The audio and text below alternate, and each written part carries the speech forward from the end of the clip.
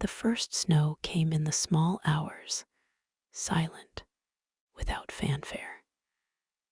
No wind rattled the tin roof, no sleet tapped an impatient warning. Only the hush of flakes, settling one upon another, patient, relentless, until by dawn the world outside the cabin window had become winter entirely. I woke slowly, the way old bones wake when cold has crept deep into the marrow during the night. My joints always knew the weather before I did. A steady ache in both knees, familiar as an old clock's tick, a sharper twinge in my right shoulder from that long ago slip on black ice near the Lower Creek crossing. 23 winters past now, maybe 24. The memory of the fall itself had faded, but the shoulder remembered. I lay still for a long minute, eyes open to the dim ceiling beams, listening. The cabin creaked once, low and settling, as though shifting its weight under the new burden of snow. No birds called yet. No wind stirred the pines, just the soft, persistent press of powder against the single glass pane, muting everything. I took my time sitting up. The mattress sighed beneath me, springs protesting faintly. Daniel's side of the bed remained smooth, the quilt tucked with the military neatness he'd insisted on even in the last months, when every movement cost him breath. I had not smoothed it again since the morning he could no longer rise to do it himself. Some habits become monuments, others become quiet refusals. I swung my legs over the edge, feet finding the cold rag rug pieced together from scraps of old wool coats. The floorboards gave their usual complaint. I reached for the thick wool socks left dangling over the footboard, hand-knitted years ago by his sister during one of her rare visits, one heel already thinning from countless mornings pacing this same small room. At the window I leaned close, forehead almost touching the glass. My breath bloomed fog across the pane in slow, even clouds. I wiped a small circle clear with the cuff of my nightshirt. Beyond it, the valley basin lay transformed. The sky hung low, and even a quiet porcelain blue so pale it seemed fragile, as though a single sharp sound, a branch snapping, a jay's cry, might shatter it. Below the cabin the slope fell away steeply into stands of pine and birch, their dark trunks rising straight through the fresh powder like ink, strokes drawn on new paper. The little stream that ran through the gorge all year had vanished. Its rocks were buried, its constant low murmur silenced for the season. Everything felt hushed and near, drawn in close by the snow, as though the world had paused mid-thought and was waiting patiently for permission to resume. "It's time," I said to the empty room. The words hung in the still air, small and plain. The urn rested on the table beside the cold wood stove, a plain brushed steel cylinder, no larger than a wide-mouthed thermos. It looked more like something from a laboratory shelf than an object that belonged here among the cedar walls, patched wool blankets, mismatched crockery, and the faint, perpetual scent of wood smoke. Daniel would have laughed at it, his low, rumbling chuckle that began deep in his chest and took its time reaching his mouth. He had wanted an old paint can instead, the blue one with the faded white label, dented on one side from years in the shed where we stored nails, odd screws, stray hinges, lengths of baling wire. He said it once, in late summer, under the harsh fluorescent light of the hospital room on the third floor of the regional oncology ward. His breathing sounded like gravel, dragged slowly across concrete. Tubes snaked from the back of his hand. Monitors blinked their indifferent patience. Yet, even then, he believed he could still dictate the terms of what came next. "I'm not sitting on a shelf like some award," he told me, voice thin but stubborn as ever. "Take me to the high meadow, the first real snow. You know the place. The meadow," I whispered now, as though speaking its name might summon another. As if there could be any other. That wide, open shoulder of granite above our cabin had measured our years together. It caught the first storm of every season, held the last light of day longest into evening, threw long blue shadows across the valley floor when summer stretched deepest. We had picnicked there on our first anniversary with nothing but a wedge of sharp cheddar, a loaf of bread already going stale, and a bottle of cheap red wine we carried up in a day pack, because neither of us trusted ourselves to drive back down the rough track after drinking. We had watched our daughter, barely 2 then, take her first unaided steps across its flat expanse, arms wide for balance, laughing at the sheer surprise of her own motion. She was grown now, living 3 states away with a husband I liked well enough and 2 children who sent me crayon drawings of houses and stick figure grandparents. She called every Sunday afternoon without fail, voice careful over the line, asking if I was eating enough, if the cabin was warm, if I needed anything sent. I always answered no. She never asked about the urn or what I planned to do with it. Some questions are too heavy to carry over telephone wires. They must be carried in person or not at all. I lifted the cylinder. It felt cool against my palms, heavier than its size suggested. For a long moment, I simply held it, thumb tracing the smooth seam of the metal, the way I used to trace the back of his hand when he lay awake beside me in the dark, pretending to sleep so I wouldn't worry.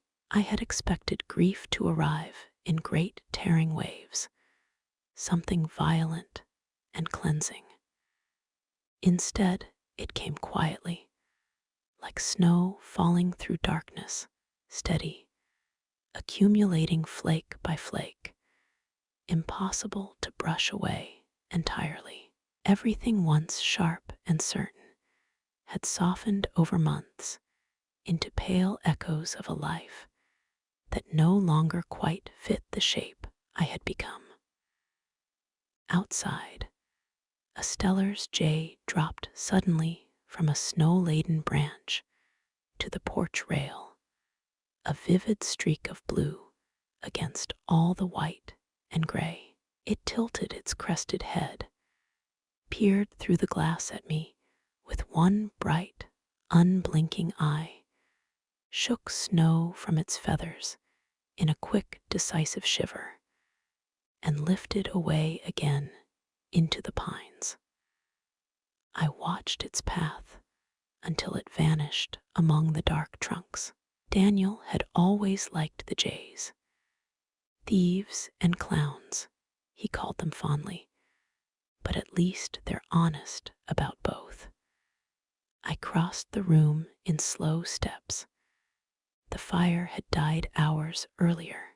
Only a faint residual warmth lingered in the cast iron stove's iron belly. I knelt, knees cracking faintly, opened the door. Gray ash sifted down like fine snow of its own. I rebuilt the fire carefully, deliberately. 2 pieces of kindling crossed in a small X. A twist of brown paper torn from last week's newspaper. The crossword still half finished in Daniel's angular printing. The last split chunk of birch from the wood box beside the door. The match flared bright. The kindling caught with a soft hiss and pop. I waited until the small, steady crackle began, feeding it thin slivers of pine until the flame steadied, then set the kettle on the front plate. Habit carried me forward the way it always had, reliable as gravity. Black tea steeped strong enough to stain the mug, plain porridge salted just so with a pinch from the tin. The thick gray sweater that still held the faint ghost of his pipe, tobacco, even after 3 careful washings in the creek. The heavy boots with cracked laces I'd meant to replace for years. The old oilskin coat patched at the elbows that carried the layered scent of pine resin, wood smoke, and him. All the while the snow continued falling, small, dry flakes, relentless, filling the air until the pines blurred at their bases, and the world beyond 50 yards dissolved into soft, white nothing. I told myself I would wait until the wind dropped, until the light strengthened, until my knees quieted their complaints. Excuses, all of them, thin as winter light. But I had made a promise.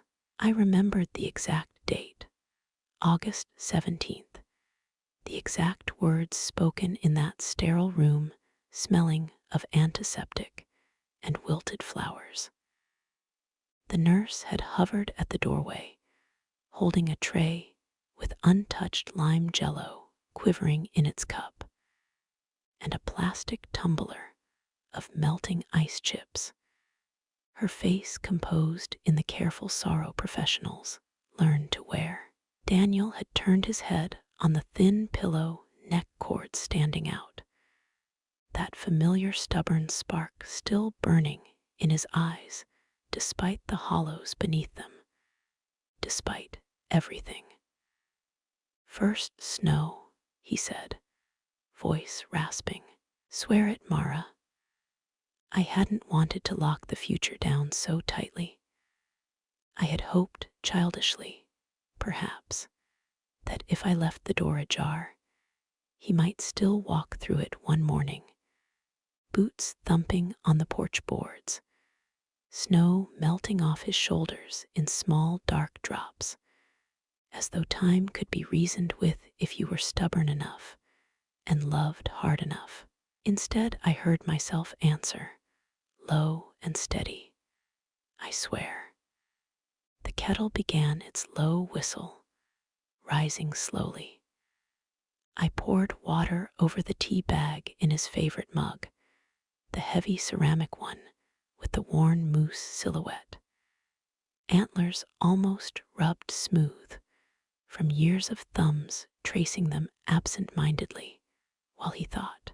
I watched the color bloom in the water, pale amber at first, then deepening to rich mahogany, stray bits of leaf drifting against the porcelain like tiny shipwrecks on a calm sea. The warmth felt good in my hands, spreading up my arms.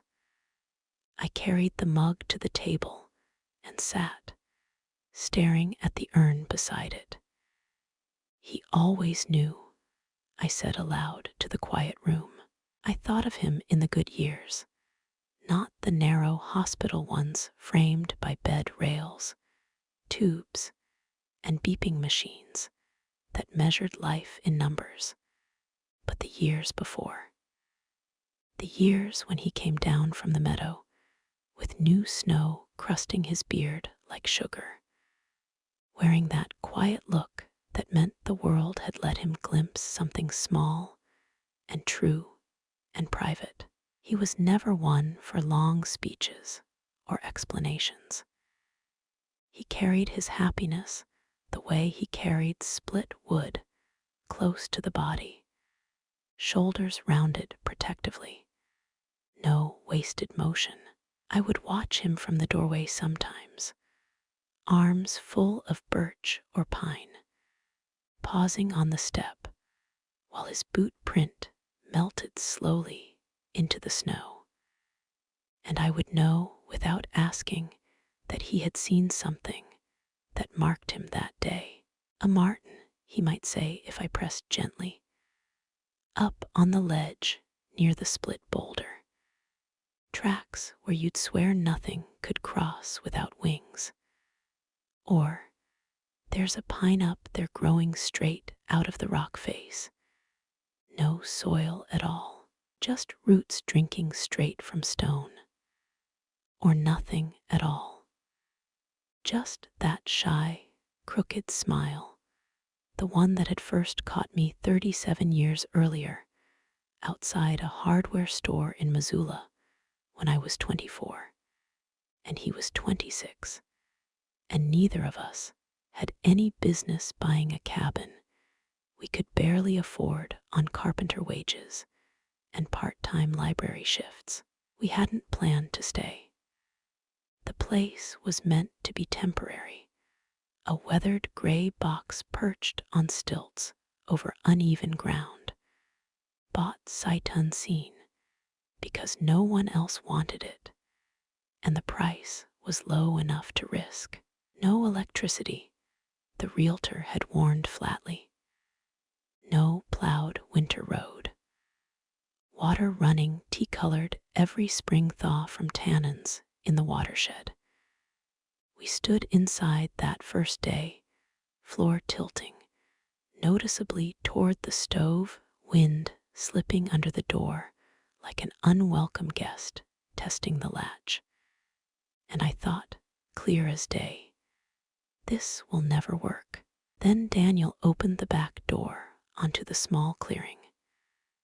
Beyond it, the meadow rose broad granite shoulder, steep neck, bare skull, catching the late afternoon light in sharp planes.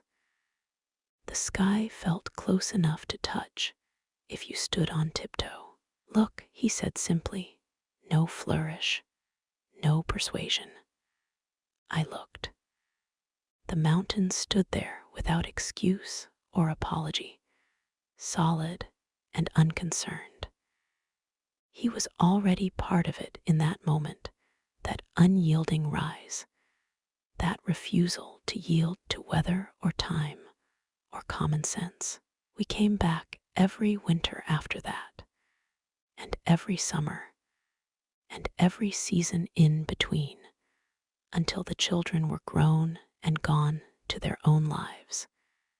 And it was just us again, two old people who had learned, slowly, stubbornly, to live at the pace of the mountain itself.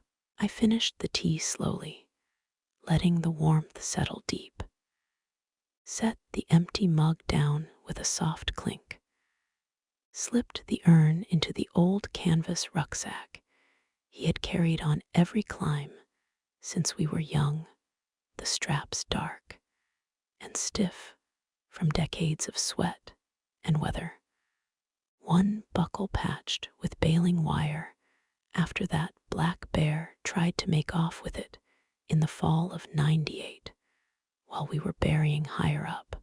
The zipper caught halfway, as it always did, reluctant to close. I worked it patiently until it gave. I opened the cabin door. The cold met me like an open hand, bright, sudden, bracing. Snow drifted immediately into my hair, settled on my lashes, stung my cheeks with tiny needles. My first step sank past my ankles into powder that had drifted deeper against the threshold overnight. The world was the same as yesterday and entirely remade. Every stump, every boulder, every fallen log wore a new soft shape, rounded and innocent under the white. I locked the door from long habit, though the nearest year-round neighbor was 4 miles down the valley and only came up in summer to check his own place and fish the creek. The key turned with its familiar rasp, metal cold against my fingers. I dropped it into the deep pocket of my coat. The trail to the meadow began behind the wood stack, a thin line Daniel's boots had pressed into the earth over 4 decades of coming and going. Today it was buried under 8 or 9 fresh inches. I had to trust memory entirely, the way my body remembered each subtle turn and rise, the way he had trusted it on foggy mornings when he went out for deer with the old 30 slung over his shoulder, moving quiet as a shadow among the trees.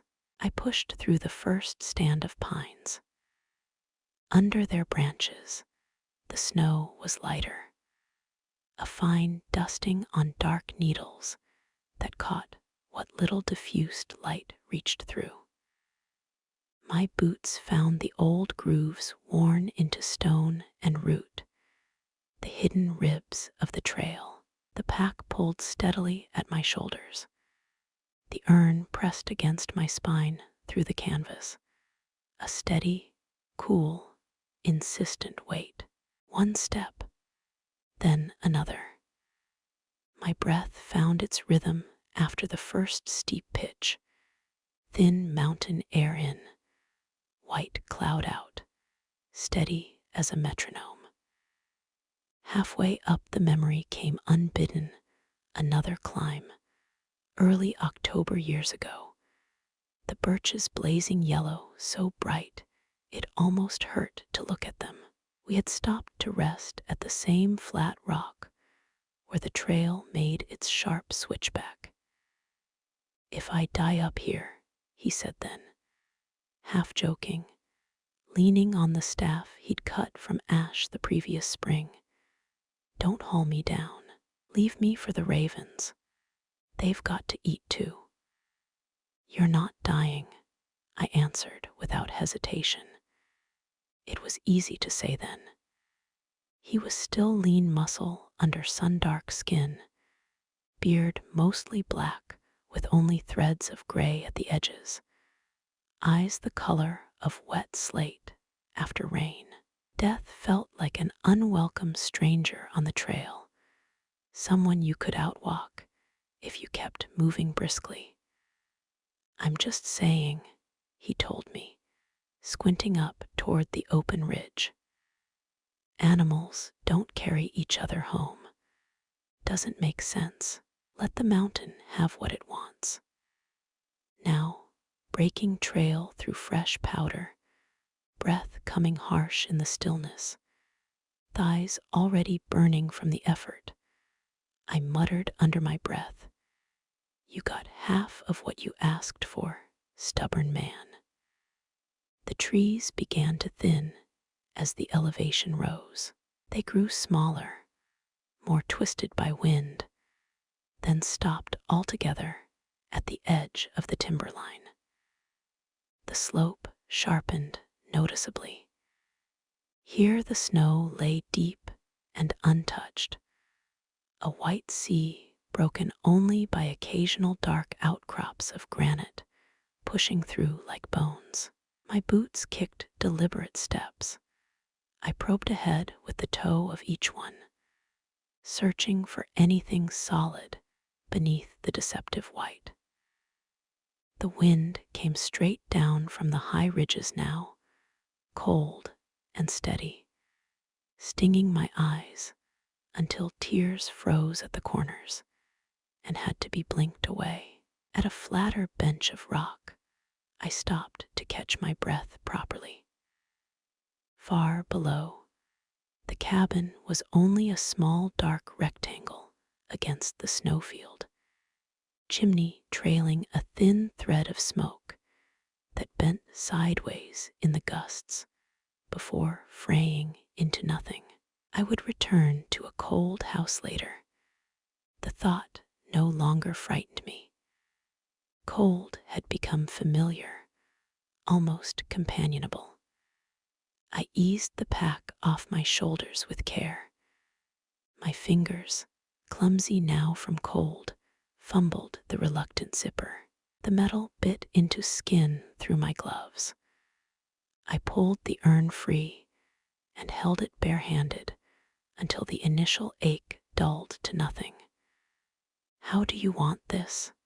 I asked the wind aloud. Words.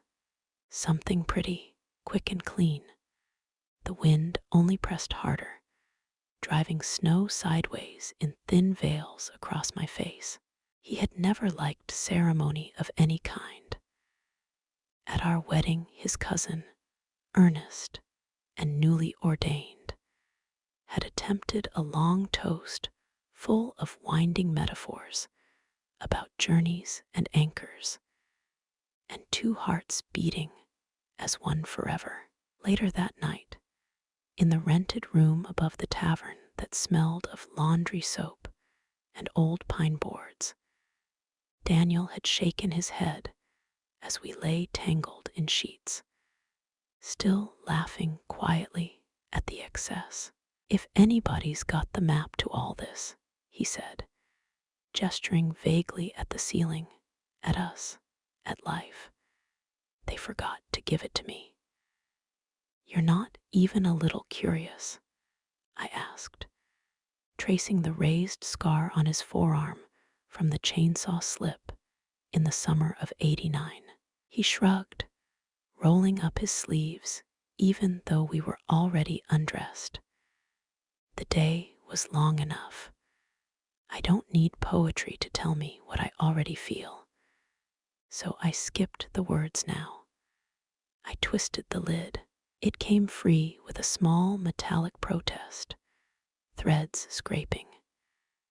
The ashes were finer than I had expected, pale gray, almost weightless, with a few harder flecks of bone catching the flat, diffused light. The man at the crematorium had apologized quietly when he handed me the box. "They don't all burn evenly, no matter how careful we are. We do our best." "You were never easy," I said softly, almost smiling. I carried the urn the last few steps to the edge of the rock shelf. The valley dropped away below me, steep, indifferent, vast. The river lay under thick ice far down, a dark vein threading through white. It felt wrong, suddenly, to imagine that same water would one day flow past strip malls and warehouses and subdivisions full of people who never knew his name or the shape of his hands or the way he paused to watch a pine marten cross impossible ground. "Here," I said simply. I tipped the urn slowly. The ashes caught the wind at once. They did not fall straight down. They rose in a soft, widening cloud, swirled once like smoke from a dying fire, then scattered outward and downwind. Some blew back toward me immediately. They dusted the front of my coat, clung to my eyelashes in tiny specks, settled on the cracked leather of my gloves. I did not flinch or brush them away. A few touched my lips, fine grit, no taste at all, only the faint mineral memory of stone and fire and time. 3 months earlier, he had lain on the old couch at home, wool blanket pulled to his chin, eyes closed most of the time. The oxygen concentrator hummed steadily beside him like a patient insect. His breath stuttered often long pauses that made my own heart stutter in answer, then returned, weaker each day. I sat in the chair shaped to my body after so many years, cushion worn to the exact outline of my hips and back, watching his chest rise and fall, terrified that if I looked away, even for a moment, it would simply stop. Once, eyes still shut, he spoke without preamble. "You're hovering again." "It's what I do best," I answered. "Your job is to outlive me," he said quietly, "not to hold me here by staring."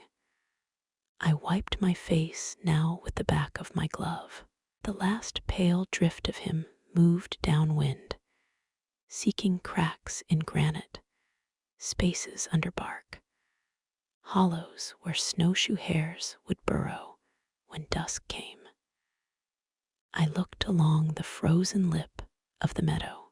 My tracks were already softening, edges rounding under fresh flakes, proof of my passage disappearing flake by flake. I screwed the lid back on the empty urn. It felt smaller in my hands now, lighter, a thing whose purpose had ended. For a moment, I considered throwing it into the gorge below, let it tumble end over end, flash once or twice in the muted light, disappear into some forgotten ravine. Instead, I slid it carefully back into the rucksack. We had carried enough together over the years to know you don't abandon something just because its work is done. My throat closed once, hard and sudden. A sound came out, half laugh, half sob, raw and brief. "You stubborn man," I whispered to the wind, and to the one who had made me promise in a hospital room smelling of bleach and dying flowers. The cry that followed lasted only seconds, honest, unadorned. I let it pass through me, wiped my cheek with the heel of my glove, and turned to start down. The wind had grown teeth by then. The first real gust struck my face full on, driving snow sideways in stinging veils that blurred vision. My cheeks burned. My fingers throbbed inside the gloves despite the liners. This was no longer a day for lingering or reflection. The descent took longer than the climb had. My legs felt heavy, joints reluctant. The snow that had looked clean, and even from above now concealed holes, drop-offs, buried boulders. Twice I plunged knee-deep into a drift, hiding a rock ledge, breath knocked out of me by the sudden drop. Once I fell hard, sliding on my hip for several feet, shoulder taking the brunt of the impact against packed snow. The pack thudded against my back. Pain flared bright white, then dulled to a deep ache. I lay still for a long moment, listening to my own ragged breath and the deeper silence beneath it. "All right," I told the trees when I could speak again. That's enough. I pushed myself upright. Snow clung everywhere, coat, hair, trousers, even inside one glove where the cuff had gaped. I felt the cold searching for gaps now, probing wrists and neck and the small of my back. My thighs trembled with fatigue. When I found the trail again lower down, it seemed narrower, more hemmed in by branches heavy with white, a green tunnel closing slowly around me. By the time I reached the clearing, the light had flattened completely. Clouds pressed lower, swallowing the ridges. No more smoke rose from the chimney. The fire had burned down to coals while I was gone. The cabin crouched under its new white roof, porch half drifted over, looking smaller somehow, more solitary. I kicked snow from my boots against the step, unlocked the door with stiff fingers, stepped inside. The air smelled of old ash, yesterday's coffee, and the faint metallic chill that follows absence. My breath fogged again immediately.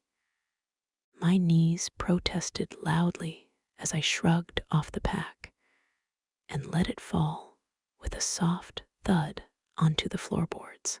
For a long moment I stood there, coat still buttoned, hat pulled low, fingers stiff inside gloves, feeling the room stretch larger without him, its shadows deeper and quieter than they had ever been.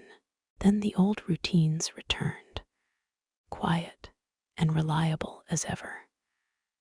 I laid fresh wood in the stove, 3 splits of pine, 2 of birch struck a match, fed the small flame until it steadied and began to growl with real heat.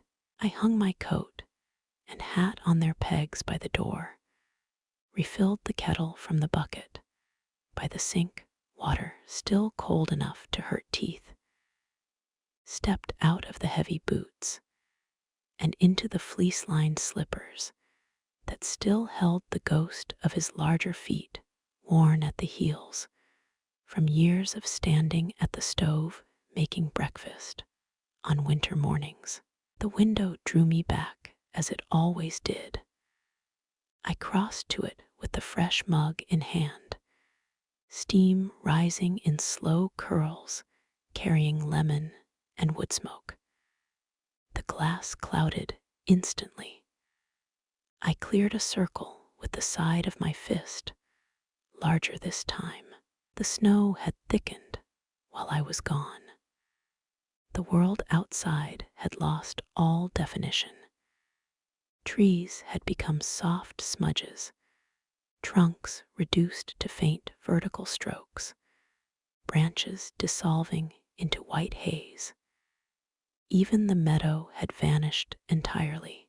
Only its lower flank remained visible before cloud swallowed the rest. Somewhere up there, the ashes were settling now into narrow crevices, under peeling bark, into thin pockets of soil between granite. Come spring, meltwater would carry what remained down through stone and root systems, into the small stream, into the river, to places I would never follow and never need to. I did it, I told the window softly. If I closed my eyes, I could almost feel his answer, not in words, but in a familiar presence. In the far chair, hands wrapped around his own mug, or at the stove, bending to adjust the damper with that economical motion he'd perfected over decades, or outside, boots thumping deliberately on the porch boards, door about to creak open with his weight. I opened my eyes. The room stayed empty. Snow drifted past the glass in slow, endless curtains. Alone remained alone. The promise had not altered that simple fact. There would still be mornings when his side of the bed stayed smooth and cool, when the little second-hand coffee pot we'd bought at a flea market in Kalispell 30 years earlier brewed only one measure. There would still be nights when wind battered the walls and rattled the shutters, and no second breathing in the dark kept time with mine, steadying me against the howl. Yet something had shifted, subtle as a season turning beneath the surface. The grief was no longer a weight I had to carry up a mountain in a steel cylinder. It was here now, in the room with me, patient as the snow outside. It would stay. It would settle flake by flake into the corners of days and nights. In time, it might grow quiet enough that I could hear other things again. The sharp crack of the fire catching, the soft tick of the kettle cooling on the back of the stove, the low sigh of the cabin itself breathing through its logs. I drank the tea slowly, letting warmth spread through my chest, down my arms, into cold fingers and toes. The fire caught properly now, throwing soft orange light across the ceiling beams, turning the dark cedar knots into distant, burning worlds. I rested my free hand on the window frame, feeling the faint, persistent chill through layers of old paint.